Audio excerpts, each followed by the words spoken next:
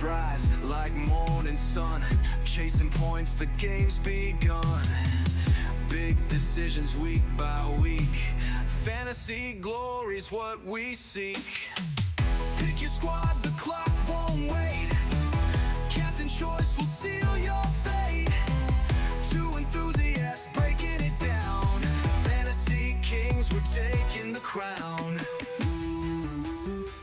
Hello, and welcome to another episode of Tinker Time, an FPL pod, the show for every fantasy Premier League manager who's already second-guessing their third draft. It's Monday, August 25th, 2025, and whether you're wildcarding after week 2 or just here to scout some differentials, you've come to the right place. I'm Matt, alongside Jim. We're here to help you tweak, test, and yes, tinker your way to the top of your mini leagues. We'll break down the best value picks, extra trends, and hidden gems, so you don't have to stare at your squad screen in despair. So let's pop the hood, crack open the spreadsheet, and get tinkering. Jim, I am nervous to ask, how are you after game week 2? I think you know how I am.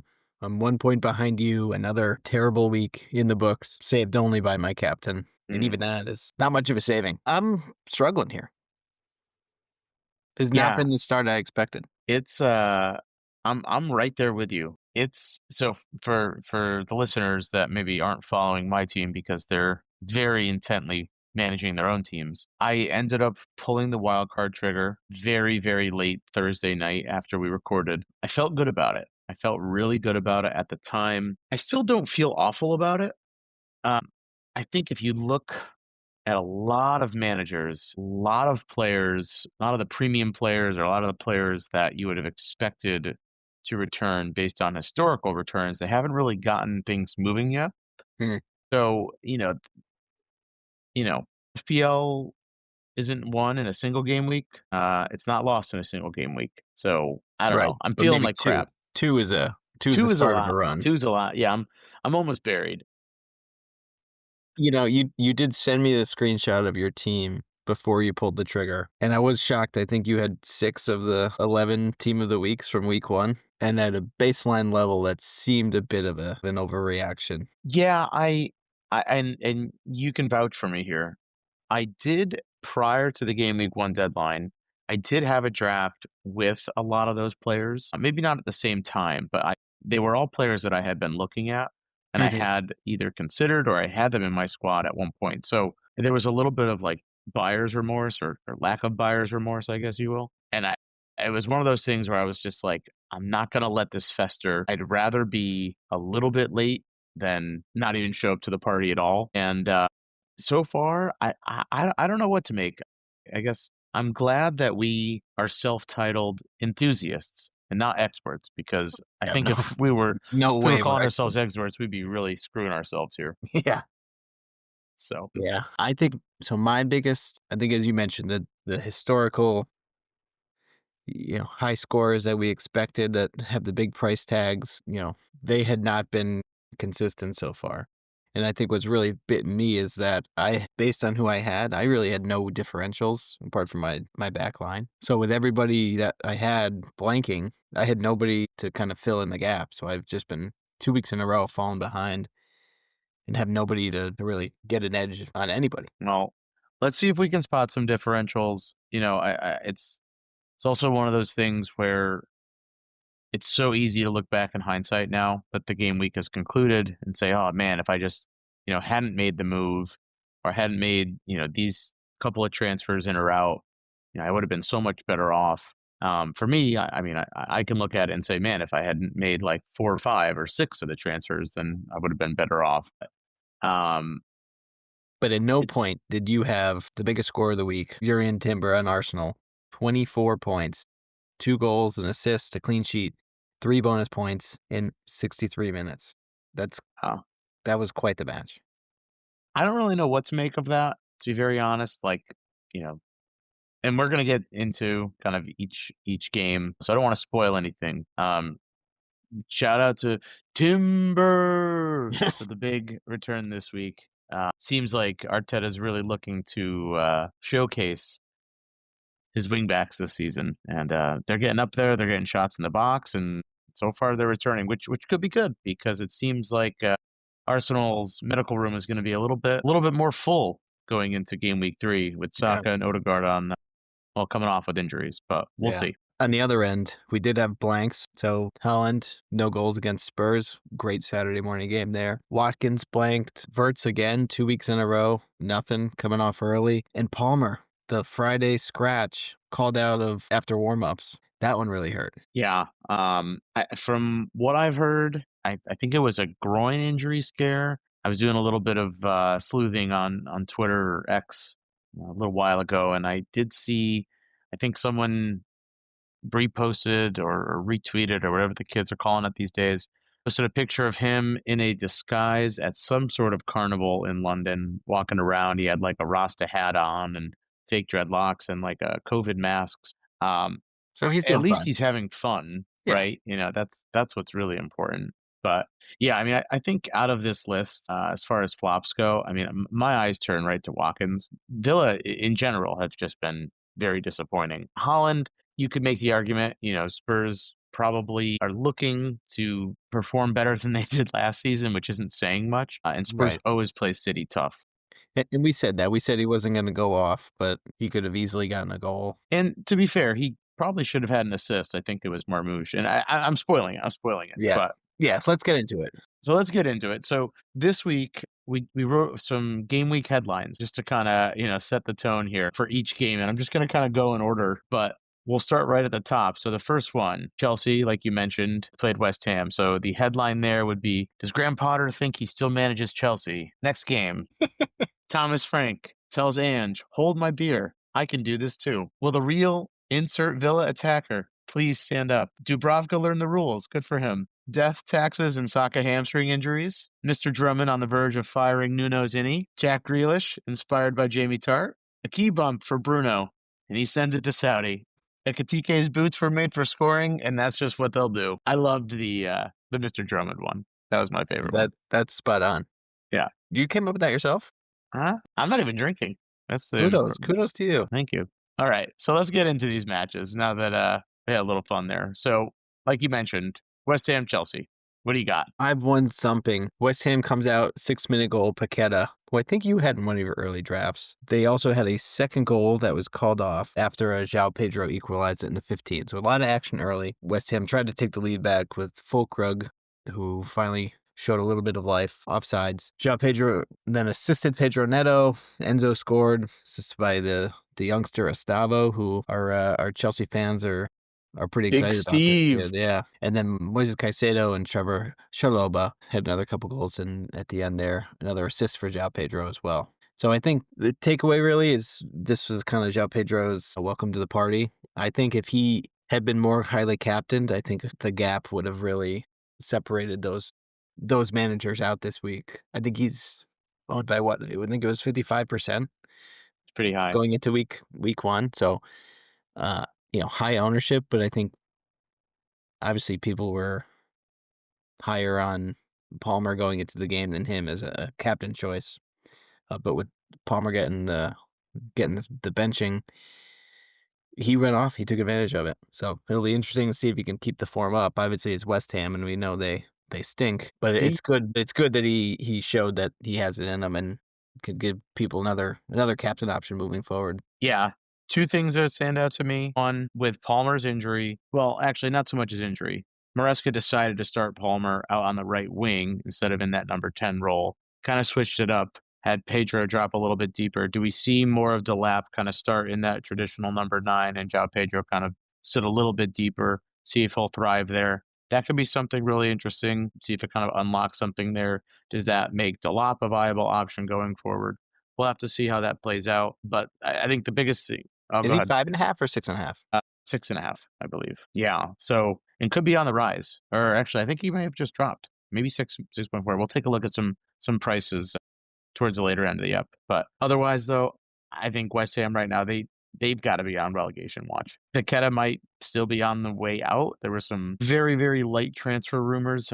Spurs are looking for a number 10, I've heard. Not sure how I feel about that. But the point being, I don't know what you can really make of this for Chelsea because West Ham just are so bad. Graham Potter, I believe, has been given 2 more matches to do something. Otherwise, he's out. I think that's on record. So, yeah, we'll have to see how this plays out. But nice job for the Blues this week. Kind of fighting some adversity.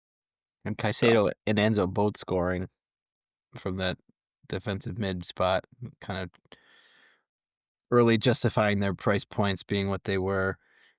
I know we were kind of against those picks when we were talking defensive contributions, but this is where it pays off. Yeah. Yeah, just a total shellacking when both your holding mids, your defensive bids are getting in the box and getting a goal. So, Yeah. yeah. All right, moving on to now, let me just say, Jim, this is what a Match of the week. 7:30 fixture is all about, It had everything.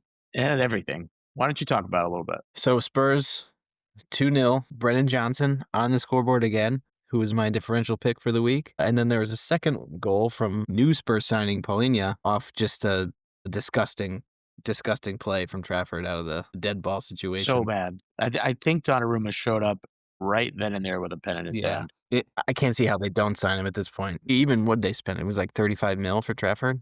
I mean, Too much. after that performance, it's not great. But like we said, Holland blanked. Marmoush did get the start this week with Silva dropping to the bench, and Cherky also got the start. Some changes from last week.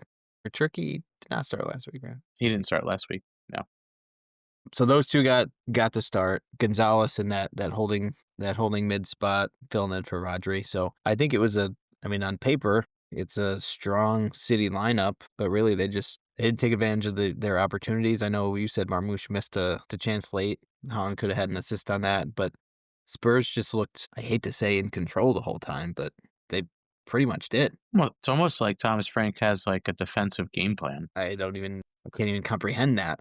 Yeah, and we're not bad mouthing Andrew whatsoever. The guy brought us. Yes.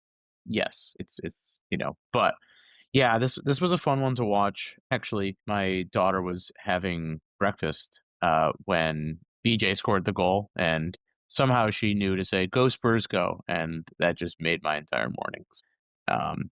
We My fought daughter. later that day, probably.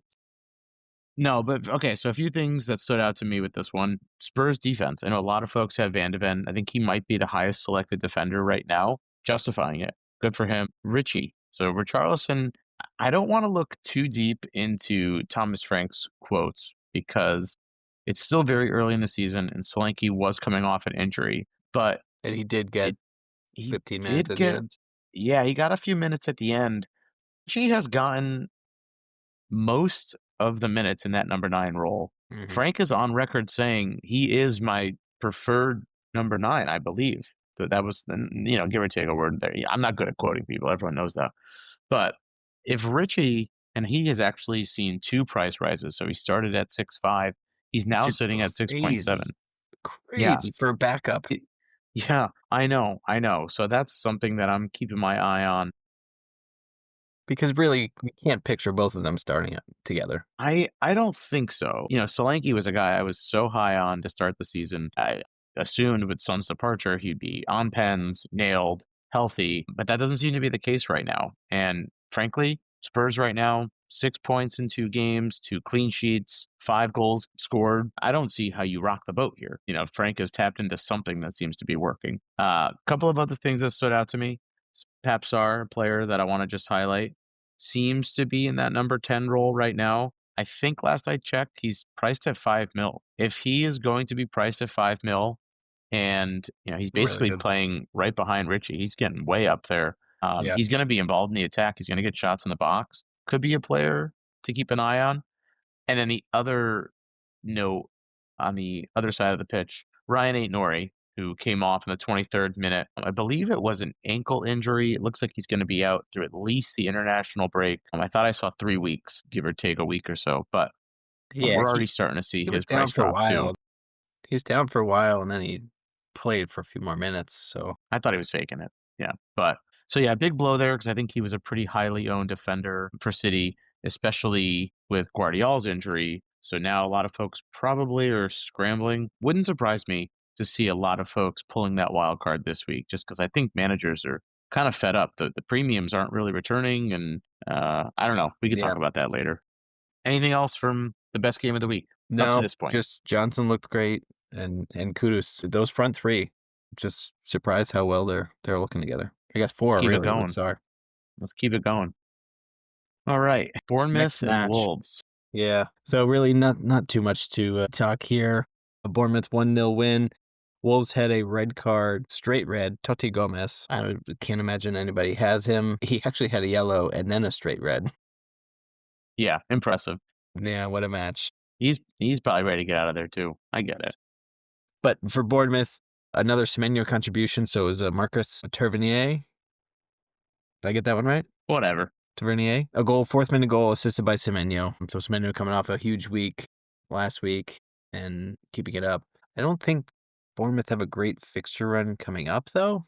So he might be somebody that people are bringing in, and we'll probably see another price rise. But you got to make sure you're looking ahead as well. So they have Yes. Tottenham, they have Brentford in the EFL Cup, then they have Tottenham, Brighton, Newcastle, and Leeds. Okay, so they do have a pretty good run. Not awful. Not awful. Bournemouth are kind of that middle of the pack where like they could show up on a day and score 2 on Liverpool and almost sneak away with a point. Yeah.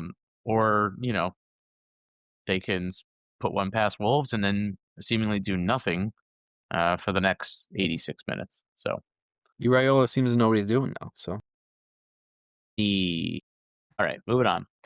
Brentford, Villa. Man, what is going on with Villa? another snoozer. Brentford 1-0 win. Watkins again with the blank. Goal scorer for Villa was Dango Ouattara.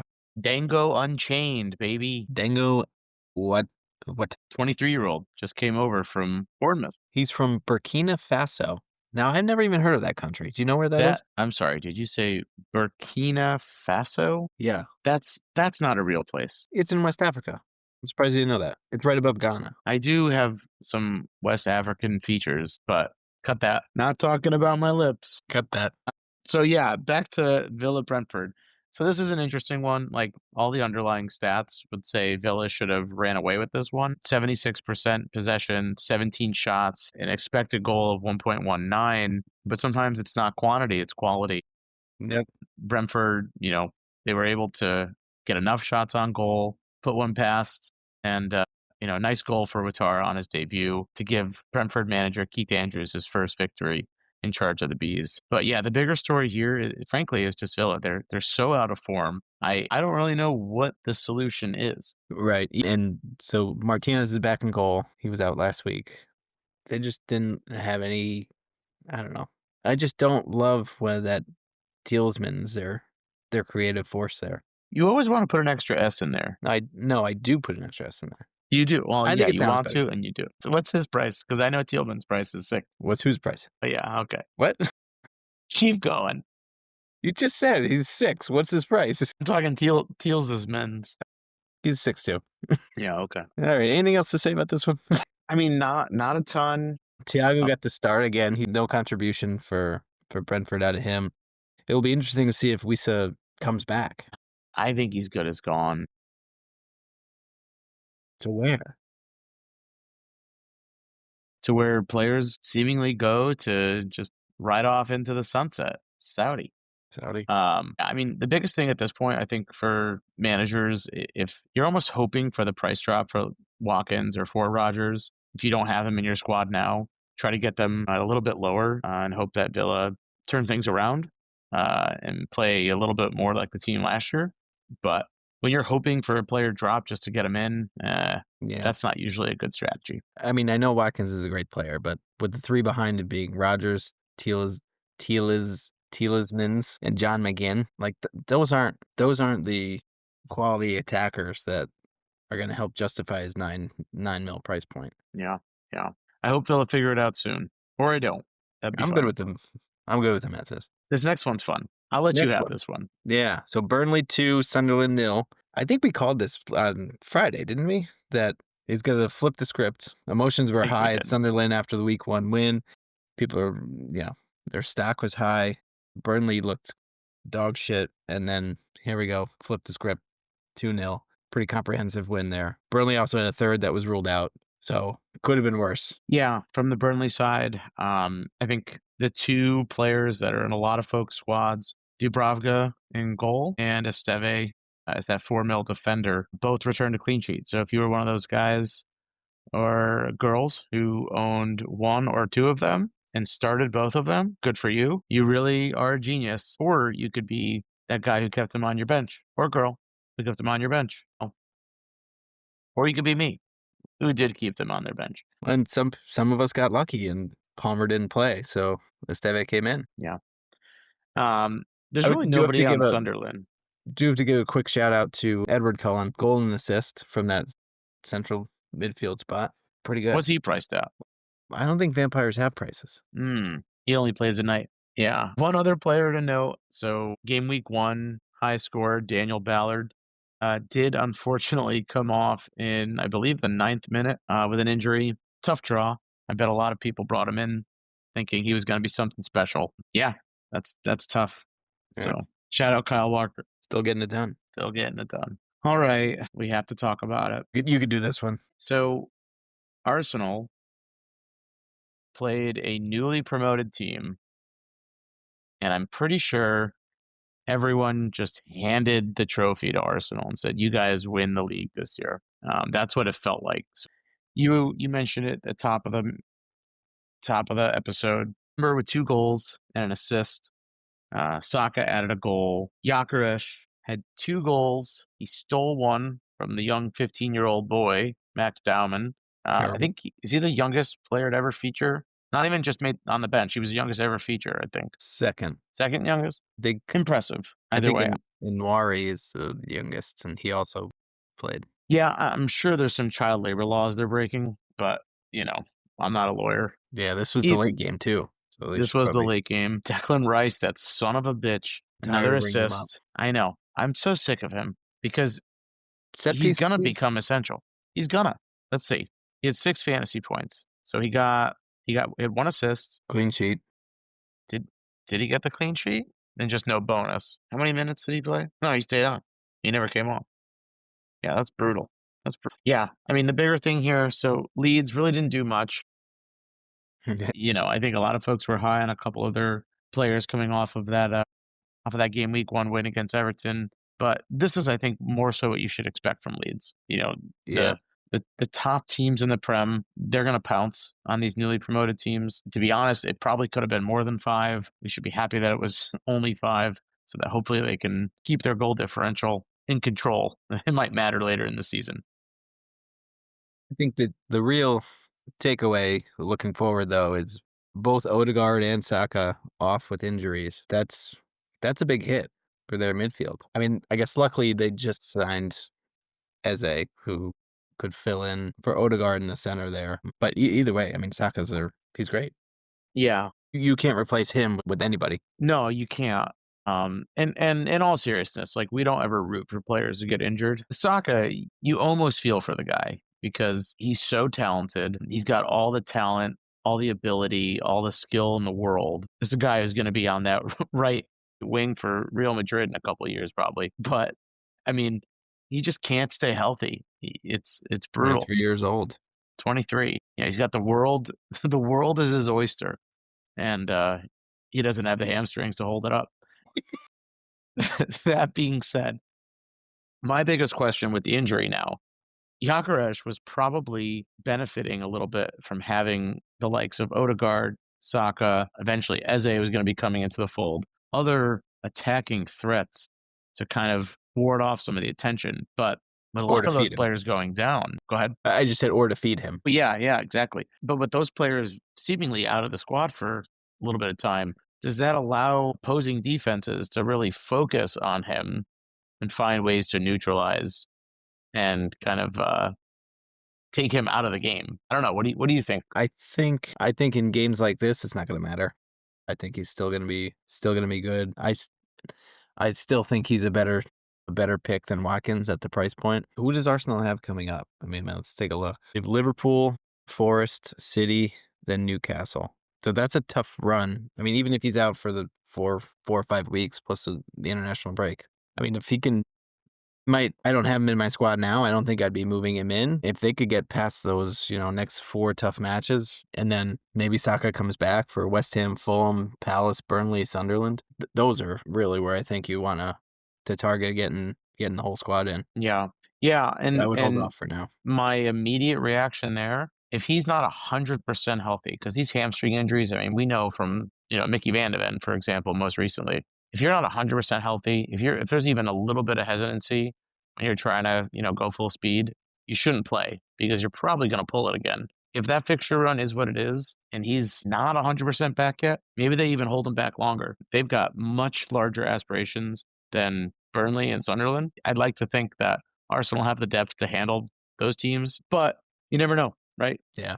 And I mean, bringing on Eze, it's not like you're scraping the bottom of the barrel. So I think they'll be fine. I think it's just Saka's just so special in his own right that you're not gonna be able to replace him, but I think they'll still be fine. Yeah, we'll talk a little bit about Arsenal towards the later part of the episode, but there were so that kind of wrapped up Saturday's fixtures. Let's move on to Sunday. These ones were kind of less exciting, you know. Well, I shouldn't say less exciting, but I don't know. Life goes on. Sometimes it's hard to watch every single game. But Palace and Forest. So the big news from Forest this week was Nuno and Marinakis were at a point in their relationship where it was unmendable, unrepairable. I actually saw reports of Ange Postecoglou being tapped as the replacement to Nuno, which would be wild That would be to go from such a defensive, kind of structured, disciplined kind of manager in Nuno to Ange, who, you know, we know how that works out as far as defense goes.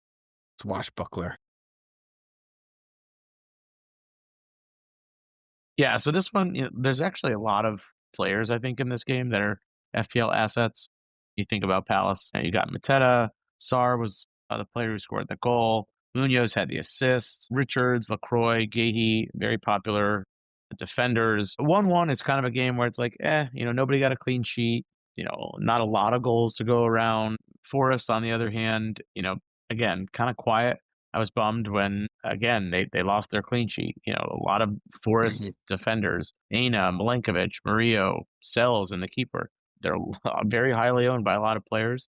To lose that clean sheet was very tough. Chris Wood blanking, also tough, coming off of those couple goals last week. So, I don't know. This one it hurt a little bit, but I also, Yeah. 1-1 doesn't surprise me. Yeah. I mean, I think it's probably unexciting because Hudson Odoi and Doye and Sarr, nobody has those guys, right? Munoz people have, so you know he got the assist and wiped out the clean sheet, but everybody else, their ownership's got to be so low that it's kind of a, I don't want to say meaningless game, but for FPL it is meaningless essentially. Yeah. The one thing that did stand out to me, and we mentioned him last week, as far as potential differential, James McAtee. So completed his transfer, I think it was last week. He's actually able to suit up and get in some minutes. Came in for Hudson Odoi on the left. So I don't know if that's a sign. Like I said, I didn't watch this game. I don't know if he ended up playing on the right-hand side or if he featured on the left, if he switched with Odoi when he came in or whatnot. But interesting to see if McAtee can get some chances to break into that first team. And if he gets those chances, can he hold on to that position? Hudson Odoi maybe says, hey, this guy's coming for my spot. I got to start putting some goals in. Maybe Hudson Odoi becomes someone to keep an eye out. I think, I'm not positive. I want to say he's priced at 6.5. We can check that. Yeah. So something to look out for. Anything else on 6. Palace? He's 6. I think Gibbs White is 6.5, right? 6.5. Okay. No, Gibbs Okay. White's 7.5. Oof. So Too it could steep be for a me. cheaper option if you want to really roll the dice on a differential, but Yeah. probably hold off. Probably a pass for me, but Yeah. we'll see.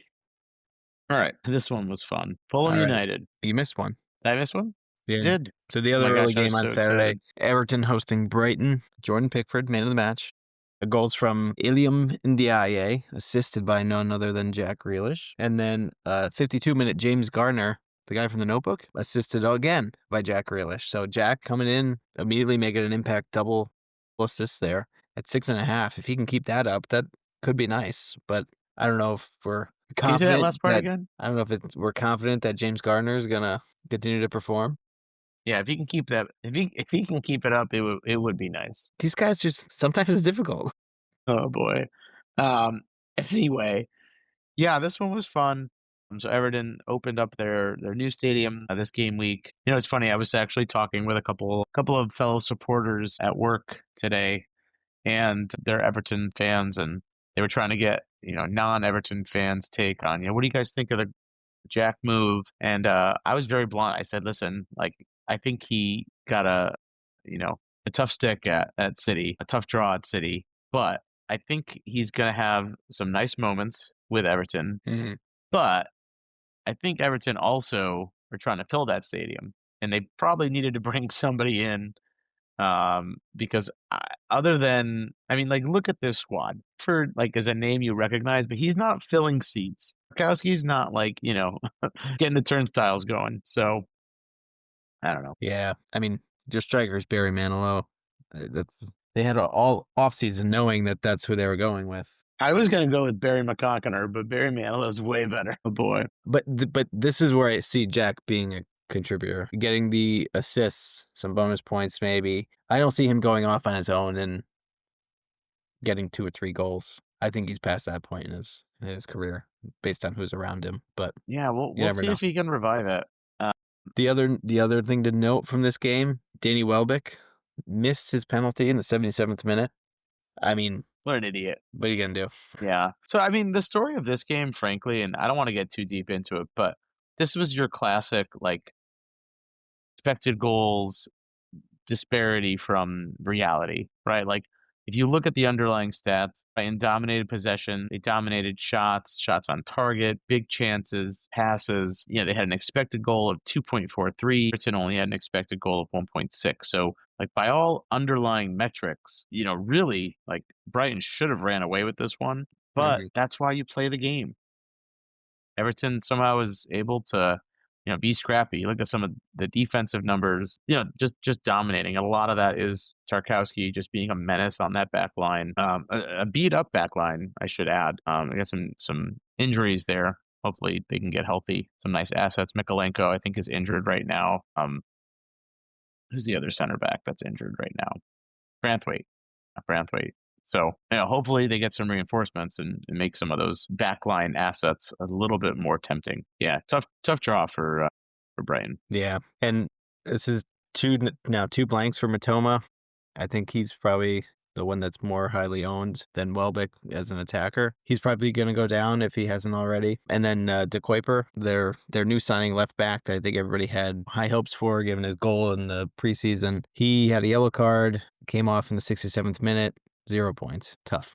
Not what I needed. Not what I needed. So we've been praising Brighton on their recruiting skills and their squad depth, and maybe we were too early to crown them for De Kuiper. Here you Moving go. on. I know you were excited about this one. Well, I honestly thought so when I was coming up with like the headlines, I was trying to do something like Arsenal draw at United because Smith Rowe with the goal, assisted from Iwobi, just feels like Arsenal can never lose. They're the champions, right? Everyone knows this.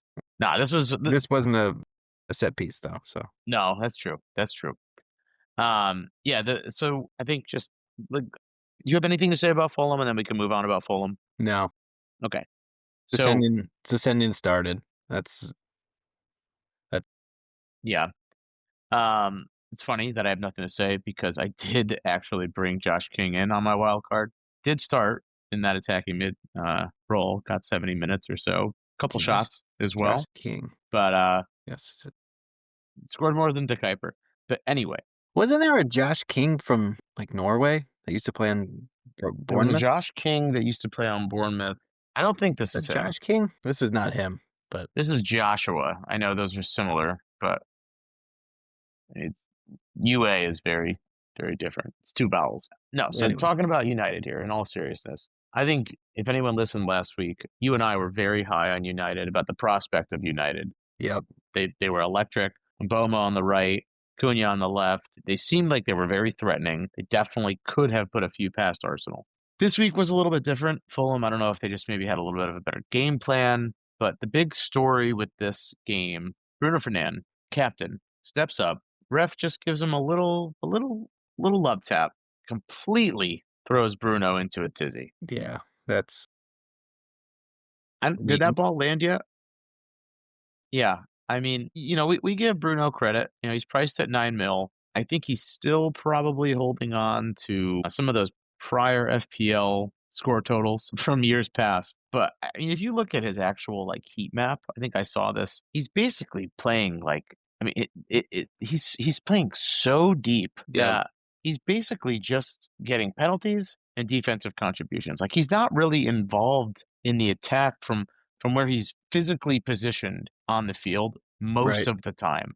Now, that's not to say he's never going to get up there and get involved in the attack, but I think from an FPL perspective, 9 mil. I mean, if you could choose to spend 9 mil, I know forwards and midfielders aren't the same, but like if I could have a 7.5 forward and a 9 mid, or I could have a 9 forward and a 7.5 mid right now, I would take Gyökeres over Bruno at 9 mil. Yes, definitely. So, and that's maybe that's just the first thing that like kind of comes to my mind, but it's just insane that one, he missed a pen because he's supposed to be nailed on them, and two, I mean, what a turnaround from last week for United. Yeah.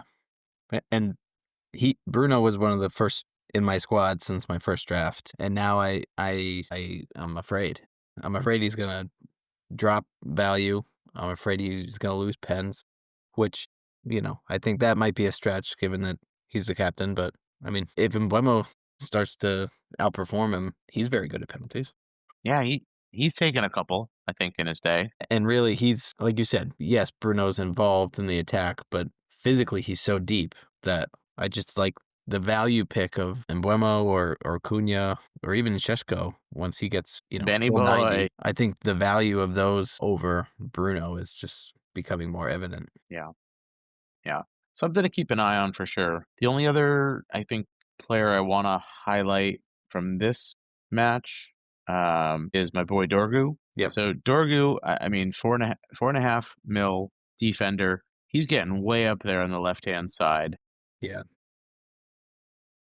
I still like that attacking threat at that price point. I'm not really expecting much clean sheet wise from United. I don't even think they have a first choice keeper. Bayendier looks like a serial killer. I can say that. And Onana seems, I mean, I saw today he's staying. what is he doing right now? Hiding? Does he have an injury? I Or don't his even think feelings he's hurt? listed as an injury, is he? No, he's on Yeah, the bench. he was on the bench. So like, he's not good enough to. He's not fit. I mean, he's a keeper. How fit do you have to be? Give me a break. Oof. I don't know. Yeah, agree. Dorgu is a 4.5 punt for attacking returns. You're not really hoping for clean sheets. All right, and that brings us to the final game of the match week. Wrapped up this afternoon. Newcastle United versus Liverpool at home. Go down. I hate this.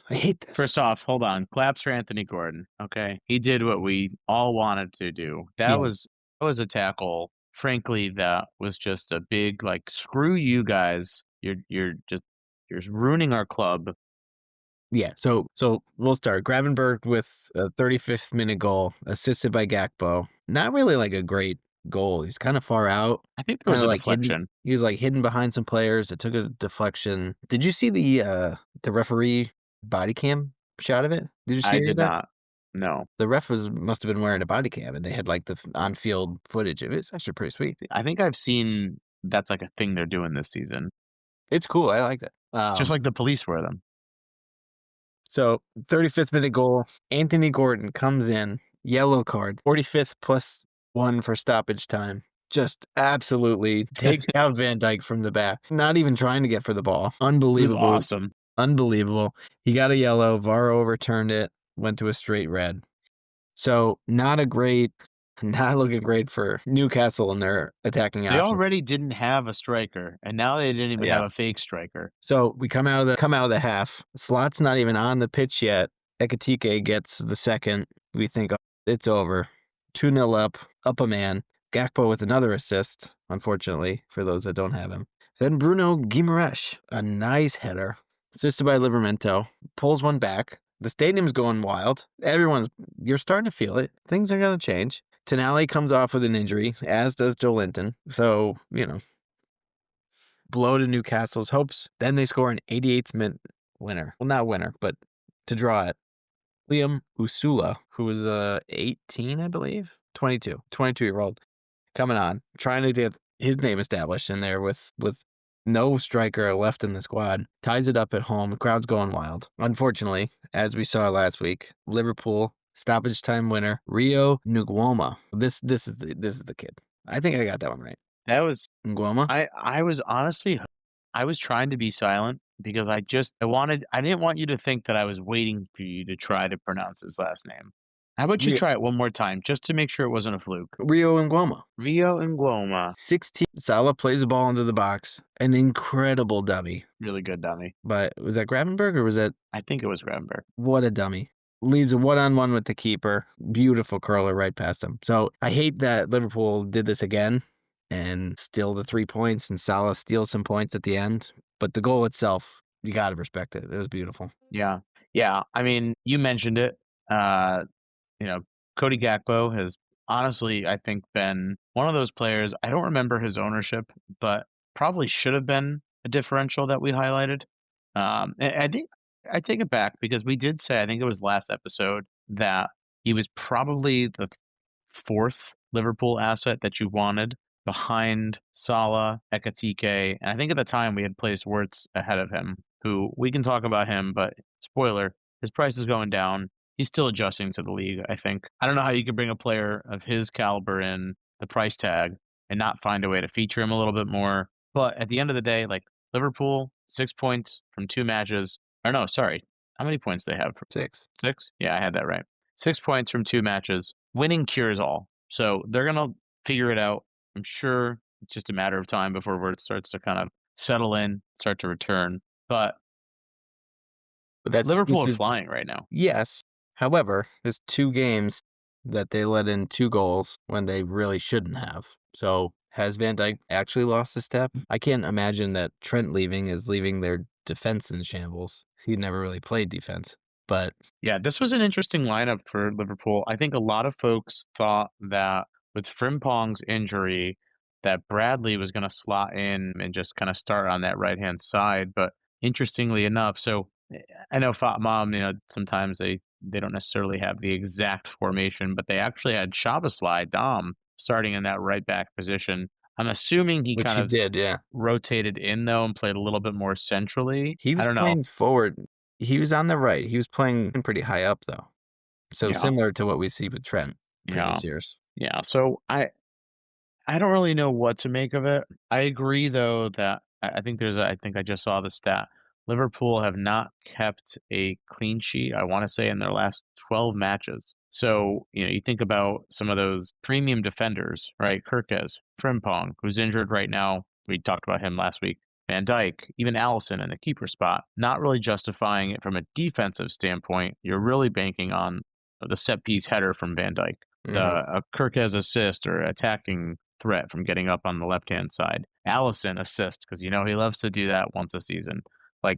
Which is crazy. Don't bank on that. But I would steer clear of Liverpool defense right now. Yeah. Verge got the defensive contribution again, but I think we talked about that. I still don't think that's reason enough to bring him in. Yeah. So, yeah, I mean, the league is rigged. Liverpool are honestly going to win the league in all actuality. I don't know Arsenal's about going to that. finish second. Yeah, because then Arteta can complain. No, I still think it's going to be City. You think City's going to turn it around? That's fair. I mean, I mean, they ran into a juggernaut this week. What are you going to do? that's Spurs are City's bugaboo. Anything else from any games? No, I think that wraps up kind of the around the horn there. What would you say, just like after going through them, like your biggest surprise from any of the games? Maybe that we didn't mention or. Honestly, I think it's Spurs defense. Hmm. I know we were kind of expecting a close game, but I don't know. They just look so much more professional than we have in the past. That's actually funny. My biggest surprise, I was going to say the same game. I was actually going to say City's defense and particularly their keeper. This is a guy that they went out and spent, I think it was 30 mil, may have been 35. Don't quote us on that. They went out and got him. Ederson seemingly is just not playing because he wants to move. I haven't heard the latest on his transfer rumors, but like Spurs, yes, they're a team that finished in the bottom quarter of the table last season, but they did win a major trophy, and they kind of they invested in the squad. They should be better this season. I'm shocked that City just or in Pep for that matter. Mhm. Granted, the game plan was not for Trafford to just like give them a goal. Yeah. But he just looked so unpolished. He looked overmatched. He had that one play where he came out of the box. He put a knee right into Kudu's chest and then handballed, and it didn't get called. Like I think City's got some issues at the keeper position that need to get sorted out. And until they do, I definitely am avoiding City defense. You had right 8 Nori, didn't you? I had Guardiola. or Gordo. and then I moved out on him because I had him before his injury got announced, so I moved him out. So I Mhm. never actually had him. Yeah.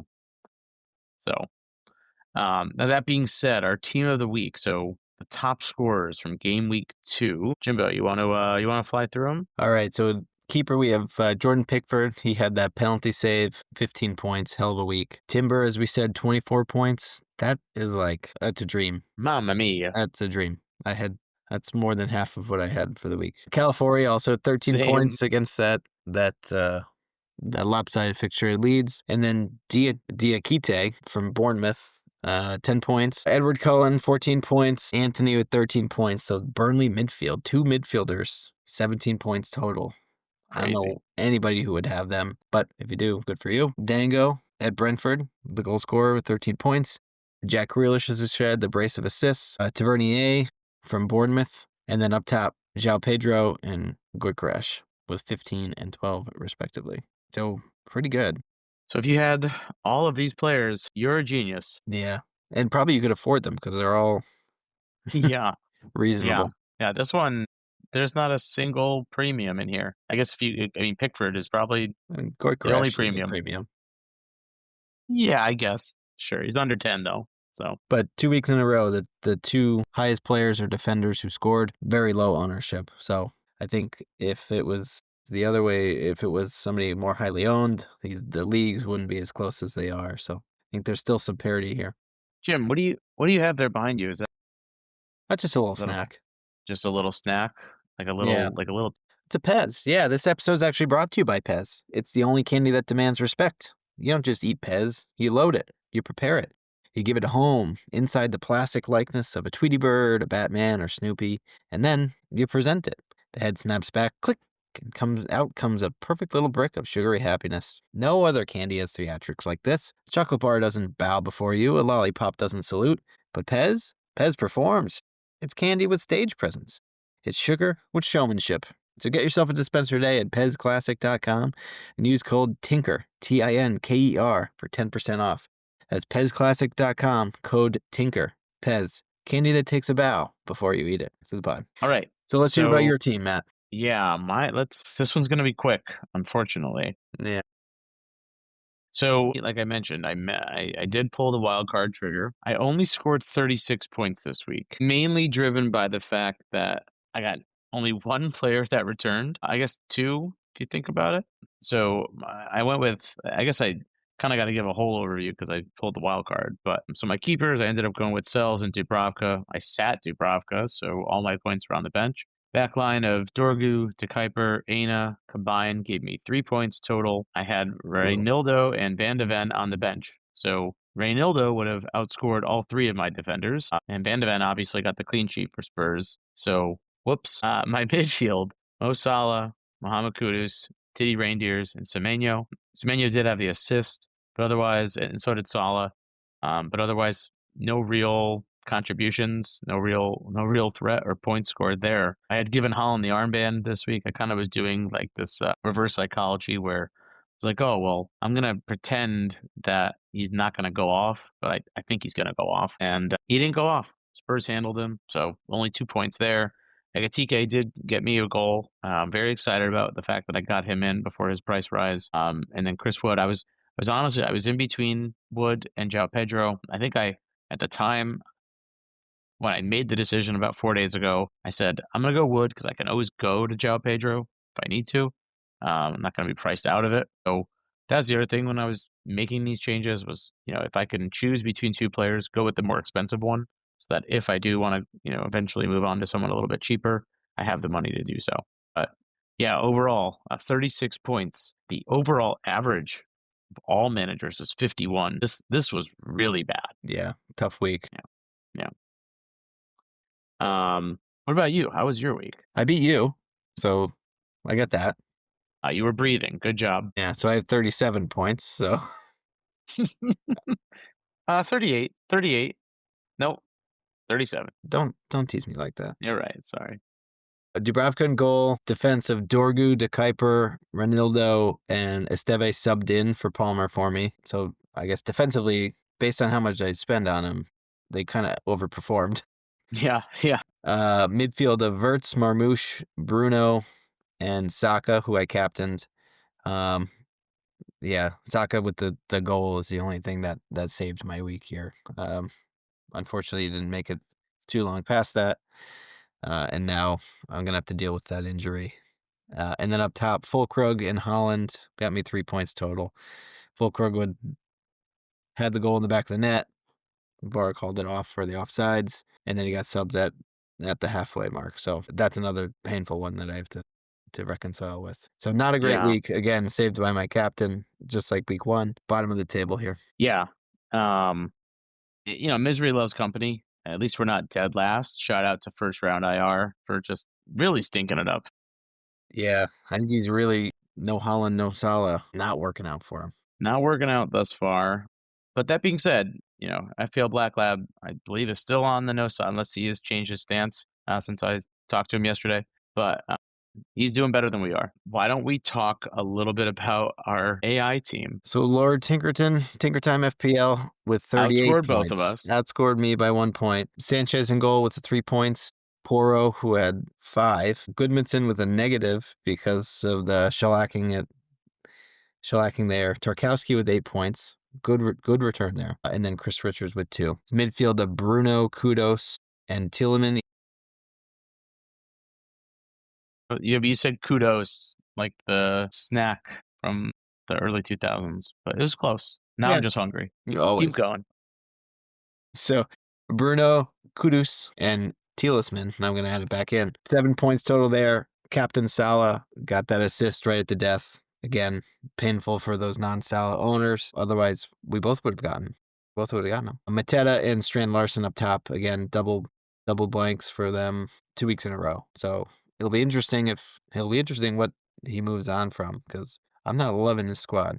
He did have Dubravka and Agbadu on the bench. That could have got him a few more points, but we'll see. I mean, if you want to think of it that way, he crushed us.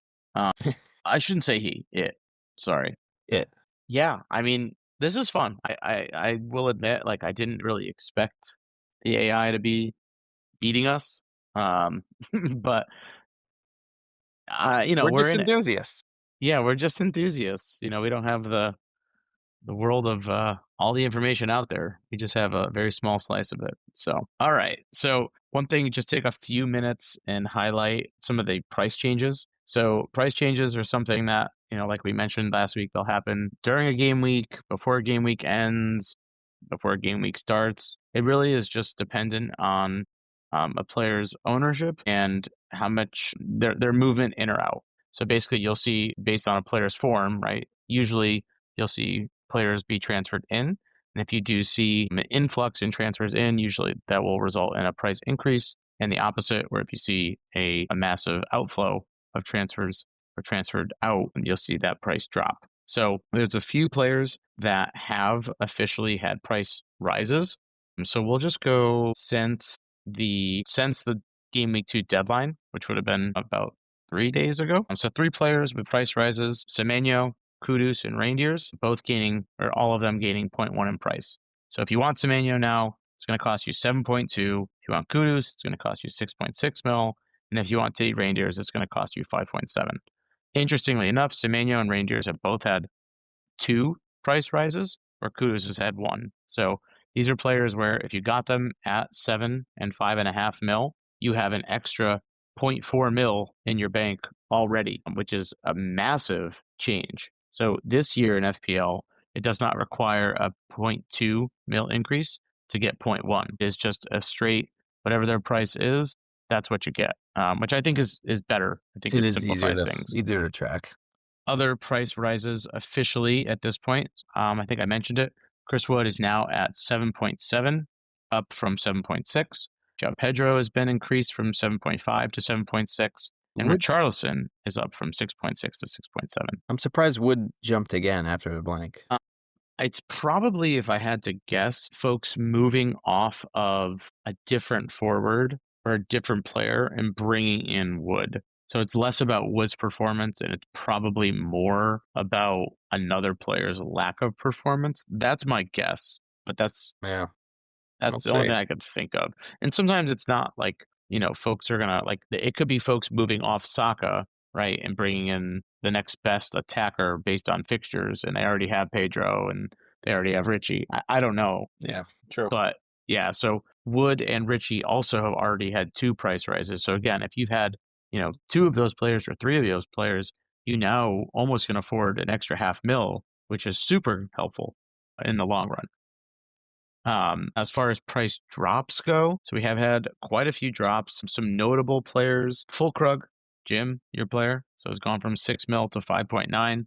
That one Yeah. stings a little bit, but otherwise, a lot of these players, frankly, they're players that are not very highly owned and they're not really playing. So they become players that the game kind of wants you to have as options as well. So a lot of times you'll see more price drops than you will rises. A couple of other notable drops. Delop over at Chelsea, down from 6.5 to 6.4. So if Maresca's gonna employ him and João Pedro in kind of that 2 forward system, that could be somebody I mentioned you might want to bring in. But otherwise, not really anyone I think I would mention. Maybe Lewis Skelly Yeah, Lewis from Skelly Arsenal. was highly owned early in the drafts, but I think he dropped off before the deadline. Yeah, I mean Calafiore is just on fire right now. Him and Timber have taken those left and right wing back positions. I think I don't see Lewis Skelly getting in the squad right now. Maybe once the European competitions start up and they start needing a little bit more rotation, but um, yeah, I think that's kind of what that's all about. And then today, quite a few drops. Verts at Liverpool, we mentioned from 8.5 down to 8.4. Trossard, there's been some transfer rumors, so he went from 7 to 6.9. Goku from City from 6.5 to 6.4. Ingy Chain from 6.0 to 5.9. I'm trying to think if there's anyone else worth mentioning, but those are some of the more notable names. Raul Jimenez, Fulham, from Yeah, so he didn't start. 6.5 to 6.4.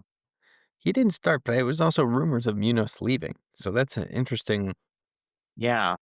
I don't know who else they would even consider starting. If I had to guess, it could be movement off of Raul onto Richie. Yeah, I can But see that. it's hard to say. We don't ever know who transfers or who managers are making the transfer for. We just know who's going out and who's coming in. And then some live up to the minutes as of 12:01 Tuesday, August 26th. We have some price movers that are in progress. So it is all but confirmed Ekatike's price will rise tonight. So he will go from, I believe, 8.6 to 8.7. Brennan Johnson is on track to rise. Cunha, Gakpo, and Timber are also on track to rise. Any of these names stand out for you, Jim? Acuna, I want to get off Bruno, and I would like a United attacker. So I think Cunha or Mbeumo. But if Cunha's going to rise, maybe I get it on him, ride it out. I mean, it seems like a toss up between the two of them. So maybe if I could get in and get ahead of the price rise, that could just help me in the future. Yeah, something to keep an eye on. It's hard to plan because price changes do happen. It's part of the game. I love the dynamic, but you know, It does slow down. it does. It does slow down. You're going to see a lot of movement right now, a lot of fallers, and then you'll start to see those players because they're already in manager squads. They're not going to have as much movement in or out. They're already going to be in there. All right. So that kind of brings us to the end here. I did put together a list of just kind of like lessons learned. I'm going to fly through them. Just going to rapid fire them, and then we'll try to wrap things up here. Let's So hear 'em. first, Tottenham look organized. Great fixture run ahead. I would go for a triple up if I could. I didn't. I regret it. Papsar at 5 mil is basically playing behind Richie. Keep an eye out for him. 2, Semenyo, the real deal. He had another return. He should have scored another one. He has a great fixture run, like you mentioned, Yeah. all the way until game week 7. Target Semenyo. 3, while Gyökeres did score 2 goals in game week 2 against Leeds, I would watch out about bringing him in. He's got Liverpool, Forest, City, especially if Saka is going to be out for an extended period of time. We talked about his impact. Watch out for Gyökeres. Number 4, this one's fun. All 3 promoted teams have won at home with a clean sheet. Their 4 mil defensive budget gems should really add some value this season. We're seeing that already. Yep. Number 5, Man United, are still unreliable. Durgu is a winger. Cunha and Mbeumo look great, but don't expect much. They've got City and Chelsea coming up in game weeks 4 and 5. Number 6, Pickford has been magnificent. However, Everton's conceded 4.5 expected goals in 2 weeks, but only conceded 1. So just take that for what it is. Number 7, West Ham are all over the place defensively. Chris Wood is probably going to be popular, but then they do face Spurs in game week 4, so take that for what it is. Number 8, Ollie Watkins had 4 shots in the box against Brentford. Villa do have a tough fixture in game week 3 against Palace.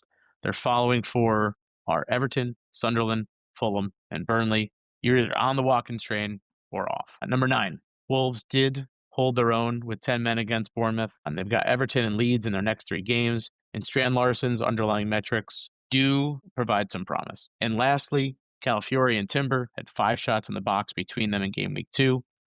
Whoever nails the Gunners' fullback spots long-term will be fantastic options. That's it. That's number 10. That was nice. Thank you. Well thought out. You know, You're becoming a professional here. If there was like one word that would describe me, I think I would use the word thinking. Yeah. Beautiful. Shout out Team Swag. All right, Jim, we're right about at the end here. You know, just anything in closing before we eventually lead up to the game week 3 deadline. I'll tease that I did pull my wild card today. I had too many question marks in my midfield, too much money being not utilized. So I did pull the wild card, trying to get ahead of some of these price drops and price rises. I think this is the earliest I've ever pulled it. We can we'll talk Thursday when I finalized who I'm going to bring in, but I did activate it and move some players out already. I love that for you. I'm really excited. I can't wait to see the inner workings of your mind and what moves you'll eventually regret, just like the rest of us. Yeah. But that being said, if you've managed to hang around with us this long, thank you again for listening. Shout out to all of our league participants. We'll drop the code to join our league again in the description. Again, follow us, like, subscribe, Spotify, Apple Podcasts, YouTube, and we look forward to catching up with you for the game week 3 deadline. Send us some questions. Happy tinkering. Draft dreams rise like morning sun, chasing points, the game's begun. Big decisions week by week, fantasy glory's what we seek. Pick your squad, the clock won't wait, captain choice will see